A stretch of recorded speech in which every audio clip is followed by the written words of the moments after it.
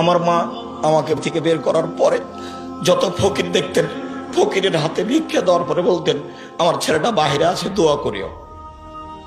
এটা ছিল আমার মায়ের কথা। আমার বাংলা অক্ষরও ভালো চিনতেন না, আরবি বাংলা অক্ষর চিনতেনই না, আরবি অক্ষর ভালো চিনতেন না। আমার আব্বা আরবি অক্ষর চিনতেন, শুধু ফকির মিসকিনকে ভিক্ষা দেওয়ার সময় দোয়া করার জন্য বলতেন। আমি বলেছি, আমার মা যখন আমাকে পাঠায় পশ্চিমে, খালি বলতো যে পশ্চিম গেলে, উত্তরপ্রদেশ গেলে বড় আলেম হওয়া যায়। আমার মা আমাকে প্রথম দিন সাথে করে নিয়ে গেছিলেন পড়তে পাঠানোর জন্য। আমার মা চলে যাওয়ার পরে আমার ওই দৃশ্যটা খুব মনে পড়ে। যেদিন আমি দেশ ছেড়ে ইন্ডিয়া চলে যাই, সেদিন আমি সকালে বলেছিলাম, মা আমি ইন্ডিয়া চলে গেলাম। আমি পায়ের স্যান্ডেল দুটো খুলে দিলাম, আমার পকেটে একটা কলম ছিল, চাল, খড়ের চাল এভাবে গঁজে দিয়ে আমি চলে গেলাম। তখন আমার মায়ের হাতে আটা লেগেছিল। আমার মা রুটি বানাবে, চাঁপাইনবাবগঞ্জের মানুষ, সেই জন্য প্রস্তুতি নিয়েছে।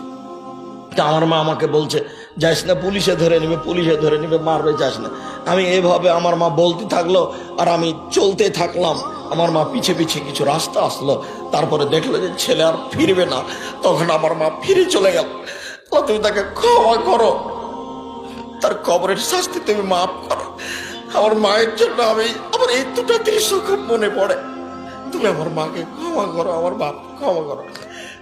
আমার বাপ যখন আমাকে আগাতে আসতো, ফিরে যাওয়ার সময় দুই চোখের পানি ঝরঝর করে ঝরত। আমার মারছে, আমার বাপ নরম মানুষ। আমার মা খুব শক্ত মানুষ বাড়ি থেকে পাঠানোর ব্যাপারে। আমি একদিন প্রতিষ্ঠান যাব না বলে নদীতে সাঁতার দিয়েছি, অনেকক্ষণ দেরি করে এসেছি। তা আমার মা ভাত রান্না করে রেডি করে নিয়ে বসে আছে। তো বলছে আমাকে খাইয়ে নিয়ে বের হ, তুমি আজকে যাব না। না যেতে হবে, না যা, আজকে যেতে হবে, না যাব না।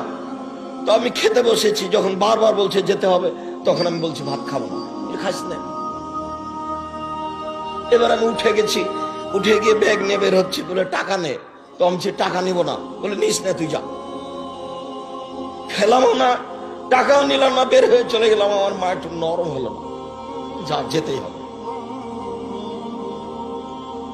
3 বছর পরে যখন ফিরে আসলাম, তখন আমার মা আঁচল দিয়ে মুখ মুছিয়ে বলছে, আরো যে 2 বছর বাকি আছে, আলী কেন?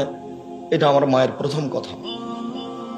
জানি না কিভাবে তারা আল্লাহকে বলেছেন, আমরা কিভাবে বলছি, তুমি আল্লাহ আমাদের ছেলে মেয়েকে কবুল করো, তুমি তাদের দিনের খাদেমি হিসাবে কবুল করো।